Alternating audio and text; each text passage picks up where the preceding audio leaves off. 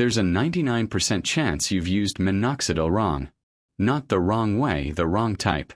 Because most guys don't even know there are 4 totally different versions of this stuff. And picking the wrong one is why your hairline hasn't moved in 8 months. Foam, liquid, spray, pills, they're not interchangeable. And by the end of this video, you're going to know exactly which one your scalp actually needs.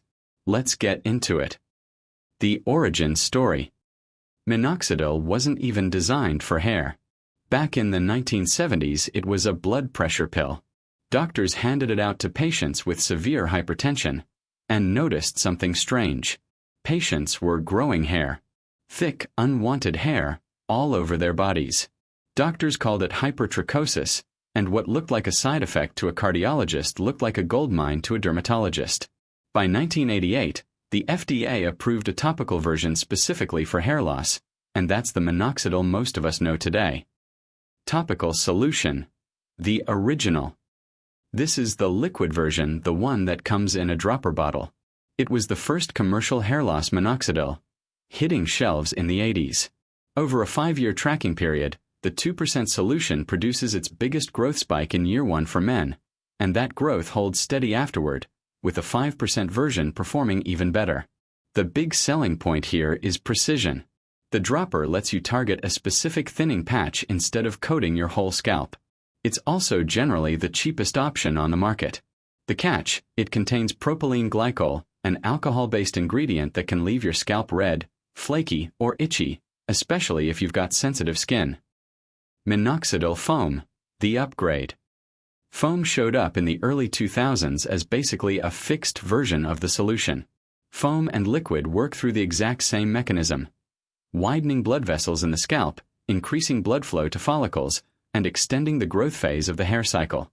The difference isn't the drug. It's the vehicle, the inactive ingredients carrying it to your scalp. Because foam skips that propylene glycol irritant, it's gentler on sensitive skin. It also dries faster and doesn't drip, which matters more than you'd think. Nobody wants Minoxidil running down their forehead at 11 p.m.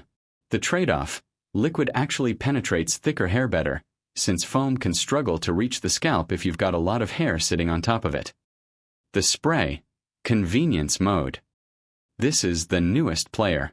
A pre-measured spray, 1 spritz a day, no dropper, no rubbing in foam.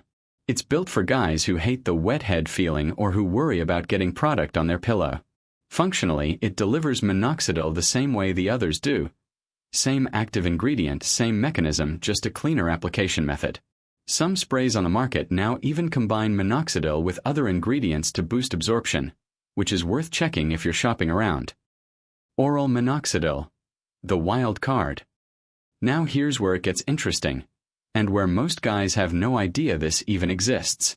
Oral Minoxidil, taken as a low-dose pill, instead of rubbed onto your scalp. This isn't the 10 to 40 mg blood pressure dose. We're talking 0.25 milligrams to 5 milligrams, doses small enough to dodge most of the heart-related side effects of the original drug. An Australian dermatologist named Rod Sinclair pioneered this low-dose approach, and the results are turning heads. A clinical trial found that after 6 months, patients on 1 milligram of oral Minoxidil daily outperformed people using the 5% topical version, and for a specific subgroup of guys whose bodies are bad at converting topical Minoxidil into its active form locally in the follicle, oral Minoxidil hit an 85% response rate compared to just 43% on topical. Their biology converts it better when it goes through the liver instead of the scalp. But, and this matters, a head-to-head study found 27% of people on oral Minoxidil developed hypertrichosis, unwanted hair growth on the face and body, compared to just 4% of topical users. Oral also isn't FDA approved for hair loss. It's prescribed off-label, meaning your doctor has to decide it's appropriate for you specifically. Side effects, the part nobody talks about. Quick rundown so you know what you're signing up for. Topical versions, foam, liquid, spray, mainly risk local stuff, redness, itching, scalp irritation. Nothing systemic, because it's not entering your bloodstream in any meaningful way. Oral Minoxidil is a different conversation.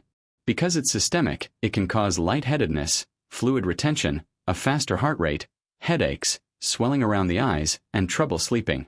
That's exactly why it requires a prescription and ongoing monitoring by a doctor. This isn't a pill you just order online and start popping. So which one should you pick? Honestly, there's no universal best. If you've got sensitive skin, foam. If you want precision on a thinning patch and don't mind a dropper, liquid solution. It's also the cheapest. If you hate mess and want speed, spray. And if topicals genuinely aren't working for you, or you're one of those guys whose biology just doesn't respond to topical application, oral minoxidil, under a doctor's supervision, might be the unlock you've been missing. The one thing every single version has in common? Consistency wins. Skip a few weeks and whatever progress you made resets. Whichever type you choose, the science only works if you actually stick with it. If this helped you make sense of the minoxidil aisle, subscribe. We're breaking down exactly what works for men after 40. No fluff, no bro science. See you in the next one.